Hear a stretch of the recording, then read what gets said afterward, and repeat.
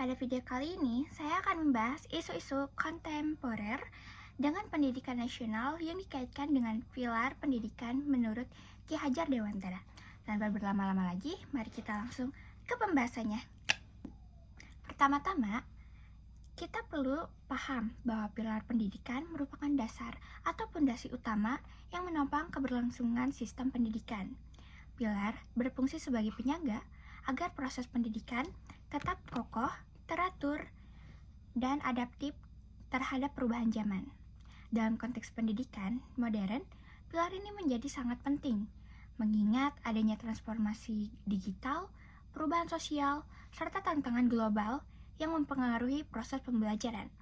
Ki Hajar Dewantara sebagai Bapak Pendidikan Nasional Indonesia merumuskan 3 prinsip utama pendidikan yang dikenal sebagai pilar kepemimpinan dan pembelajaran, yaitu Ingarso Sungtulodo, Ing Madya Managung Korso, dan Tuturi Handayani. Prinsip pertama, Ingarso Sungtulodo, yang berarti di depan memberi teladan, menekankan bahwa pendidik harus menjadi contoh yang baik bagi peserta didik. Dalam konteks era digital, prinsip ini menghadapi tantangan baru, khususnya terkait konsistensi perilaku guru di ruang nyata maupun ruang digital. Guru tidak hanya menjadi panutan dalam pembelajaran kelas, tetapi juga dalam etika bermedia digital, termasuk penggunaan media sosial secara bijak.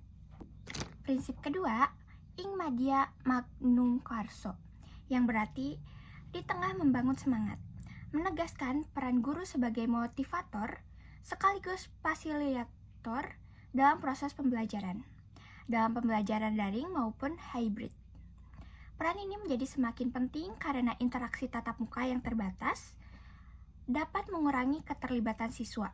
Oleh karena itu, guru dituntut untuk mampu memanfaatkan teknologi pembelajaran secara inovatif agar partisipasi dan motivasi belajar peserta didik tetap terjaga. Dan prinsip ketiga, Tuturi Handayani, yang berarti dari belakang memberikan dorongan, menekankan pentingnya kemandirian peserta didik dalam belajar. Dalam era literasi digital saat ini, prinsip ini sangat relevan karena peserta didik memiliki akses informasi yang sangat luas. Namun demikian, peran guru tetap diperlukan sebagai pengarah agar peserta didik mampu menyaring informasi secara kritis, terutama dalam menghadapi maraknya disinformasi dan hoax.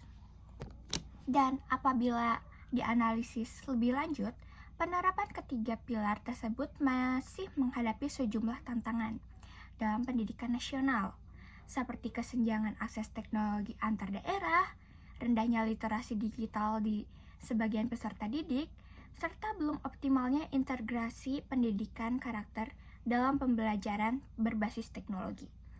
Namun demikian, pilar-pilar Ki Hajar Dewantara tetap relevan sebagai landasan filosofi pendidikan Indonesia.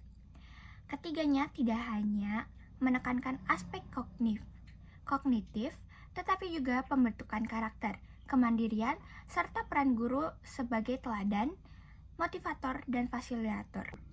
Sebagai refleksi, implementasi pilar pendidikan ini dapat menjadi solusi strategis dalam menghadapi tantangan pendidikan nasional saat ini. Dengan mengintegrasi nilai-nilai tersebut dalam pembelajaran modern, pendidikan Indonesia diharapkan tidak hanya menghasilkan peserta didik yang kompeten secara akademik, tetapi juga berkarakter, adaptif, dan bijaksana dalam menghadapi perkembangan teknologi. Demikian yang dapat saya sampaikan. Terima kasih atas perhatian yang diberikan. Sampai jumpa.